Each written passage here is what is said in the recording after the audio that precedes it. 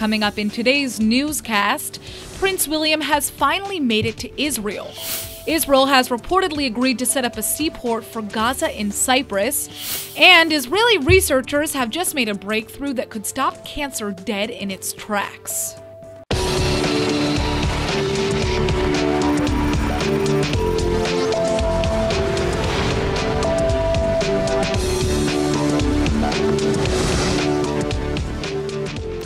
Things have officially just gotten 100% more royal here in Israel. Prince William touched down at Ben Gurion Airport yesterday evening, kicking off his historic visit to the country. And this is the first time in Israeli history that a member of the royal family has come to the Holy Land on an official state visit. As per British policy, the trip's itinerary is explicitly non-political. Welcome to Israel. Great historic visit. The whole people of Israel are excited. And also wish you a happy birthday. Prince William, aka the Duke of Cambridge, toured the Yad Vashem Holocaust Memorial first thing in the morning. Around noon, he had a lunch date with Prime Minister Netanyahu and his wife Sarah at their official residence. Then it was just a short drive over to President Reuven Rivlin's home for a one-on-one session. In the afternoon, Prince William was in Yaffo overseeing Jewish-Arab coexistence events. Israeli leaders have mostly hailed this historic trip, the first time ever a member of the British royal family has been dispatched to the region under orders of the Queen of England. But the trip isn't without its controversy. The official British itinerary lists the prince's visit to holy spots in East Jerusalem as a part of the occupied Palestinian territories. Though the UK has kept a largely hands-off approach to the Middle East conflict, this label is in line with the British position that Jerusalem is a divided city whose fate is best left to be worked out between Israel and the Palestinians. This is probably one reason why Prince William's tour will finish with a trip to the Palestinian Authority, where he'll meet with PA President Mahmoud Abbas. With the UK expected to leave the rest of the European Union in the near future, many wonder what London's relevance will really be in the coming years. This trip is likely an attempt to keep up that foothold in delicate global affairs. He is trying to with diplomacy, show that there is a room in the world to recognize Jerusalem as belonging to all kinds of people, and it's very good that he should go to the territories. He should visit to all kinds and see for himself how people live and how people accept each other, especially in Jerusalem. Well, joining me now in the studio with more on this historic visit by the Duke of Cambridge, Prince William, is former Israeli ambassador to the UK, Moshe Aviv. Thanks for joining us. Pleasure. All right, so first off, we know that this is the first official visit from the British royal family, but no real policy changes have actually occurred here. So the question is, why now? Well, first of all, it's not it's the first official visit. Right. But I had the pleasure of accompanying his grandfather, Prince Philip, when he came to Israel to receive the honor by Yad Vashem in the name of his mother. Right, but that wasn't an official visit, right? It was not an official visit. So why? Why? Well, an official visit is symbolic. The British, and this is, we really view this with some disappointment, because they could have done it before and not waited for 70 years until to have an official visit. But this was British policy, mainly the policy by the Foreign Office, that because of the Israeli-Arab conflict, they will be very, very hesitant to involve the royal family in the area. Now, you know, some speculate that amidst Brexit taking place right now, that this is the UK's bid to stay relevant in the Middle East. Do you agree with that? What is your take? No, I think it has mainly to do with the relations between Israel and Britain, to show the affinity, to show the close relationships that over the years have developed between Israel and Britain. And I think the British government was very right to give it an expression also by an official royal visit. Right. Now, the question is, if this were a bid for relevance, you know, why would you just send a royal family member who's mostly just, you know, a figurehead and not a minister or a member of parliament?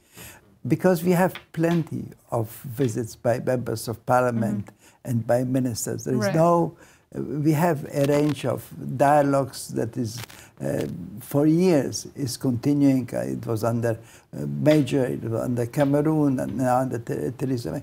It is something that we have developed in a very nice and constructive way.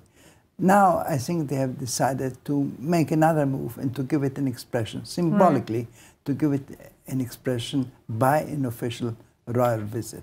All right. Well, thank you so much for joining us, former Ambassador Moshe Aviv. All right. Russian President Vladimir Putin has just invited both Prime Minister Netanyahu and Palestinian President Mahmoud Abbas to Moscow to watch the World Cup finals next month. Now, if that were to happen, we could be seeing our first face-to-face sit-down between these two leaders in nearly 8 years. Peace talks between Israel and the Palestinians fell apart back in 2014, but Abbas and Netanyahu haven't even seriously spoken face-to-face since 2010. The times, of course, have changed quite a bit in the last few years. Though U.S. President Donald Trump's peace plan has yet to be seen, many believe that it will land dead on arrival, given that the Palestinians no longer see the U.S. as an impartial negotiator to the issue. That's mostly due to Trump's decision late last year to recognize Jerusalem as Israel's capital, and to relocate the American embassy there accordingly. Both Hamas and PLO officials have accused the Trump administration of attempting to marginalize the Palestinians altogether. But Russia has slowly emerged as a dominant controlling force in the region. Putin's alignment with Syrian President Assad some years ago quickly brought Russian interests to the front line. Russia is suspected of allowing both Hezbollah and Iran to gain a foothold in southern Syria right on Israel's doorstep. But many now believe Russia and Israel have signed a secret deal to increase the buffer zone. A Hamas official has just met with Putin's people in Moscow and claims Russia opposed the incoming Trump peace plan. President Abbas has already taken up Putin on his offer for a front row seat to the World Cup in Moscow, but Prime Minister Netanyahu is still undecided. If he chooses to go for it, there'd be way more than just soccer on the line. Israel has long accused Hamas of plunging the Gaza Strip into humanitarian crisis by using money to finance terror instead of helping its own people. Well, now Israel is stepping in with an offer that the people of Gaza may not be able to refuse. The deal would establish a seaport for Gaza on the island of Cyprus, and it's apparently already well in motion.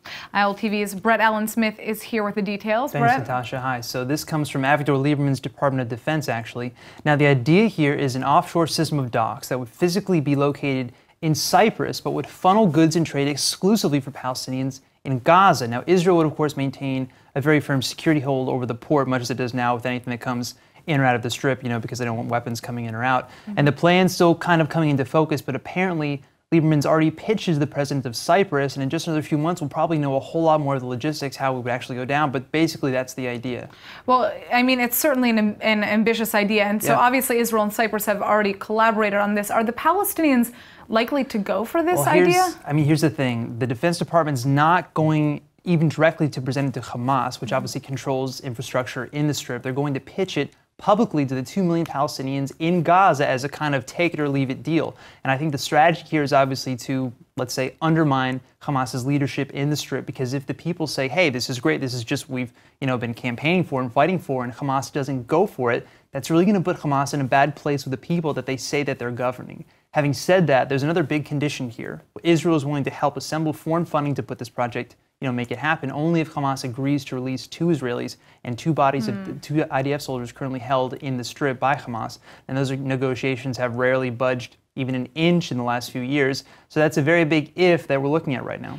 Certainly. I mean, this would be a major win for the Palestinians in Gaza. I mean, obviously Israel would want something in return for the aid, especially since these are prisoners that we're talking about. But the likelihood of Hamas giving in here... I think at this point it's pretty clear that Hamas will have to make some kind of compromise somewhere before Gaza just completely collapses. I mean, we keep hearing these rumors, right, of a long-term ceasefire on the table, or even like a prisoner swap down the line somewhere.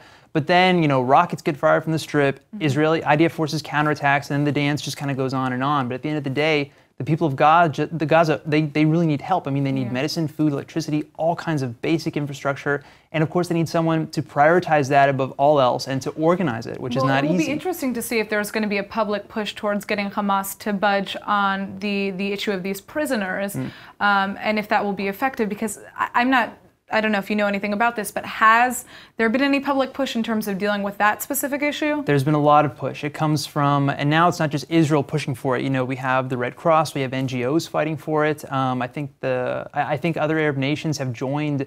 Probably they've been lobbied by Israel or by the U.S. to say, hey, make this a priority, make this happen, because that is a big sticking point and even just a demonstration of trust, of goodwill, of peace. I mean, that's a bridge that needs a lot of building and mending to maintain for any deal like this, like the seaport, for example. Well, and Cyprus was selected because of its proximity to the Gaza Strip. That's why this is happening between Israel and Cyprus. Israel also has a lot of ties with Cyprus. Cyprus is strategically, it's quite far off in the Mediterranean, so that, again, that buffer zone could create a lot of control from the Israeli point of view to have a control over security that comes in and out. So.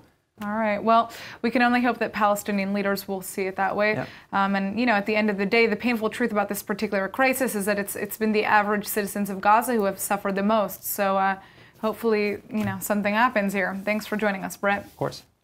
Most Israelis are anxiously counting down the days until next year's Eurovision Song Competition, which is set to take place in Tel Aviv. But apparently, not everyone is thrilled. The chief rabbi of Jerusalem has just demanded that the state cancel Eurovision 2019 altogether. And no, it's not because it'll happen in Tel Aviv instead of Jerusalem. It's actually because it'll take place on Saturday, the holy Jewish day of rest. Rabbi Aryeh Stern has just made his case to the Ministry of Sports and Culture, saying that by hosting the event on Saturday night, it desecrates the Sabbath. And that's why, he says, I think it's better that the state of Israel gives up the right to host the show altogether. This is a concern that religious leaders and Knesset members have long affirmed. Word is that this is a big reason why the city of Jerusalem isn't even bidding for hosting duties at all, since it would put the religious city at odds with the production, which requires 24/7 rehearsals and work on the weekends. But is the religious outcry likely to sway the government into nixing the world's most popular song contest? Nope. Well, not likely anyhow.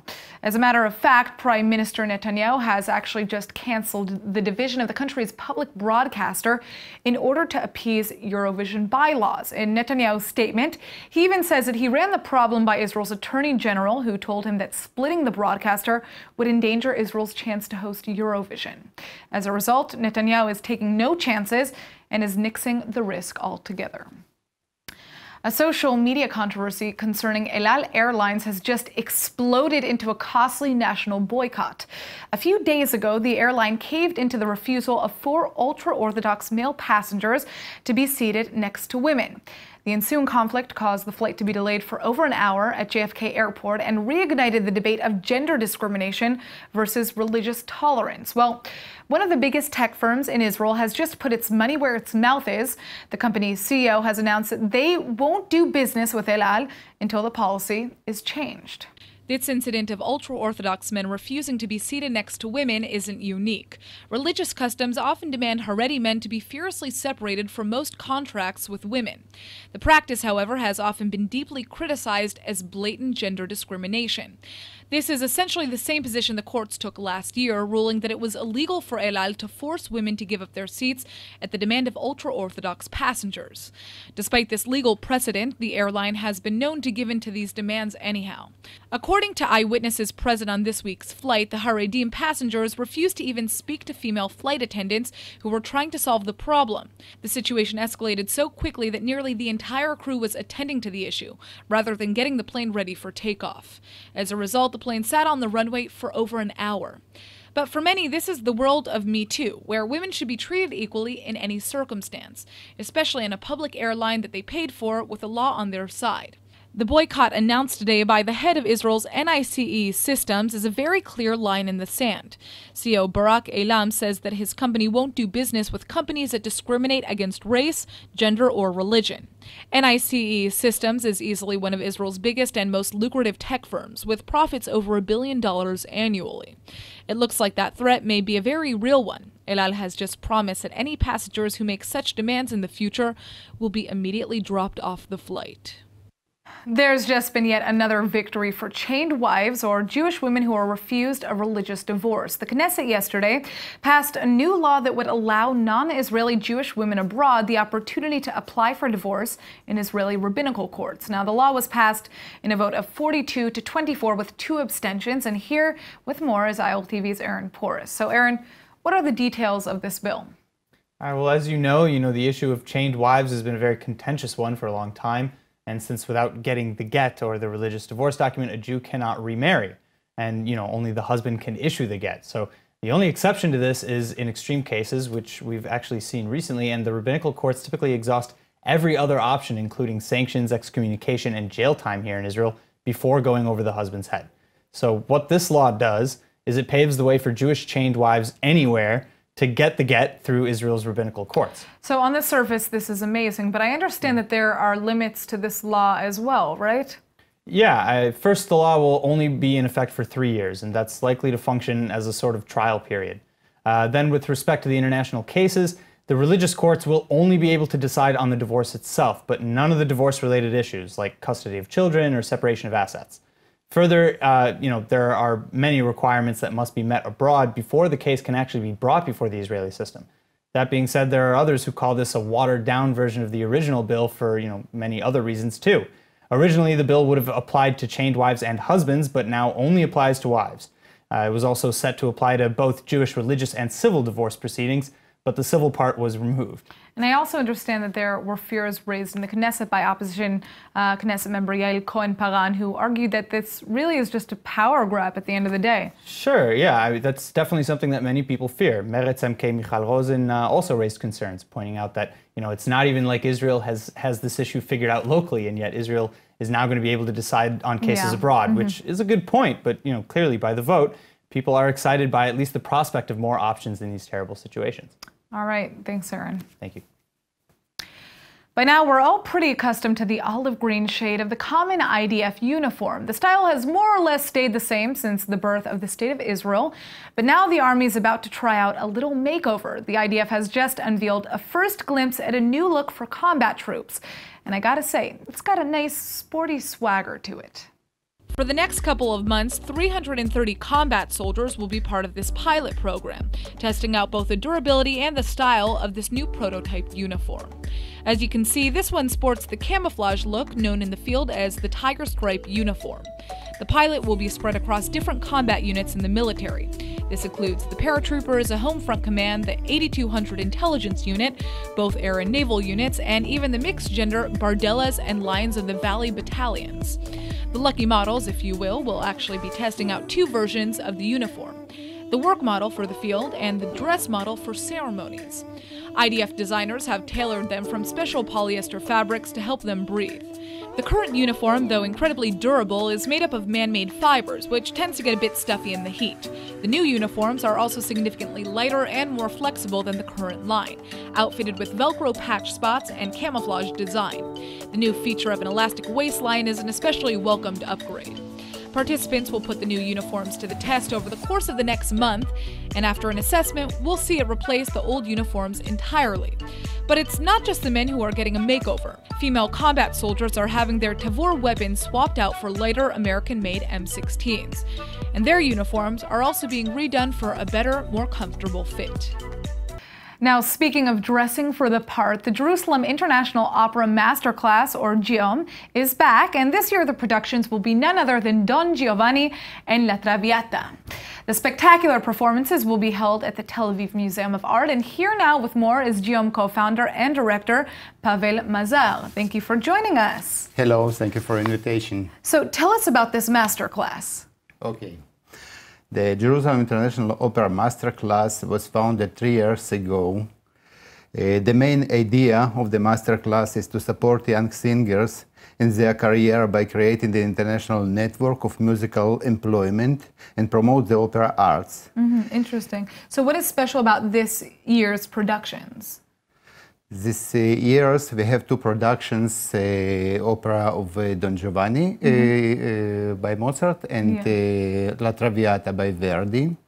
A few words about Don Giovanni. Yes, this is our some images last year, of the shows last year. Interesting. And the outfits, I mean, this is some nice work. This is one of our violettas for La Traviata. Wow. Israel opera singer. So who's going to be signing up? Are these just actors and singers or costume designers? Who can attend the masterclass? Okay. We invite conductors, non-European conductors and stage directors to teach in our master class. Interesting. The Don Giovanni is a very special production prepared by a known Italian artist and stage director, Sasha Oliviero from Teatro Milano. The conductor, Paola Spadaro from La Scala. The main role, Don Giovanni, will be performed by a Polish singer, Michal Partika, who come from Teatro Bastille from Paris. Now, when is this performance? The performance will be on 31 July. The 31st of July. All right. Well, thank you so much for joining us. Tel Aviv Museum of Arts. The Tel Aviv Museum of Arts, my friends, July 31st. You'll be able to see this amazing performance. Thank you for joining us. Thank you very much. All right, an incredible new breakthrough in Israeli technology is shining a shocking new light on cancer surgery. And I mean that literally. The technique developed at Tel Aviv University injects nanoprobes into the body shortly before surgery. These probes then isolate cancerous cells and literally illuminate them in fluorescent light, which then gives surgeons a very clear map of where and what to cut. This is obviously a potentially game-changing breakthrough for all kinds of reasons. First of all, it would help surgeons isolate tumors from healthy tissue and minimize collateral damage. But the real hope here is that it'll provide a literal roadmap for extracting cancer that's already spread into other organs and parts of the human tissue. These areas where the cancer has spread are usually far more dangerous to patients than the tumors themselves. Problem is, because cancerous tissues are enmeshed with healthy ones, dissecting the disease is often a leap of faith. But with these custom-made smart probes, which would be injected shortly before surgery, detection would be as simple as turning on a light. Israeli medical efforts have often spread all over the world, and the United Nations has actually just awarded an Israeli medical charity the prestigious Population Award for its life-saving work.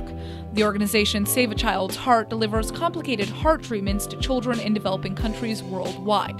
To date, Save a Child's Heart has delivered life-saving emergency treatment to over 4,700 children spanning 57 countries, including Ethiopia, Myanmar, Tanzania, and the Palestinian territories. This is the first time an Israeli charity has ever received this award. A select group of Israeli startups has just received some very elite recognition. 8 companies born in the startup nation are now the newest members of the World Economic Forum's Technology Pioneers. Past members of the forum include giants like Twitter, Spotify, Kickstarter, and Google. So, as you can imagine, being on any list with those guys is quite the honor. This year, 61 companies from all over the world were recognized by the Forum. The organization is one of the biggest coalitions in the world focusing on global economic prosperity. It's no surprise that a bunch of Israeli firms ended up on this year's list, but I don't think anyone was prepared for just how many there were. Israel actually has the second highest number of companies on this year's list, behind only the United States. Obviously, these 8 firms represent some of the most cutting-edge Israeli innovation happening today. Rishon LeZion-based firm Watergen is one such standout. The company makes a technology that turns air into clean, drinkable water. Also on the list are 2 cybersecurity firms, Aqua Security and XM Cyber. Vire creates a new kind of cheap 3D imaging sensor. Raycatch combines solar energy with artificial intelligence, and Innoviz is working on perfecting autonomous car technology, and pre-recognizing aims to create new maintenance software for complex industrial networks. Needless to say, putting these guys on a list alongside Google and Twitter means they're clearly the cream of the crop. They don't call it the startup nation for nothing. The Hebrew word of the day is brought to you by IDC Samru Ulpan, open to everyone. And now for our Hebrew word of the day. The Russian leader Vladimir Putin is trying to bring Benjamin Netanyahu and Mahmoud Abbas together for the first time in a few years. And that's why today's word is lazmin, or to invite. Now, most invitations aren't necessarily to meet at the World Cup, but I know I love being muzmenet, or invited out, especially if I have the chance to meet new people. Every azmana, or invitation, is an invitation for a new experience. So I say, if you get one, take it. You never know what could happen. All right, let's go ahead and take a look at the weather forecast. Tonight will be clear to partly cloudy with a low of 73 or 23 degrees Celsius. Tomorrow should be clear and sunny again, and with a slight rise in temperatures to a high of around 90 or 32 degrees Celsius. All right, that's it for today's news. Today's exchange rate is 3.62 shekels to the American dollar. Remember to sign up for our daily newsletter at iltv.tv. And don't forget to follow us on Facebook at Israel English News and on Twitter at ILTV News. I'm Natasha Kirchak, and thanks for watching.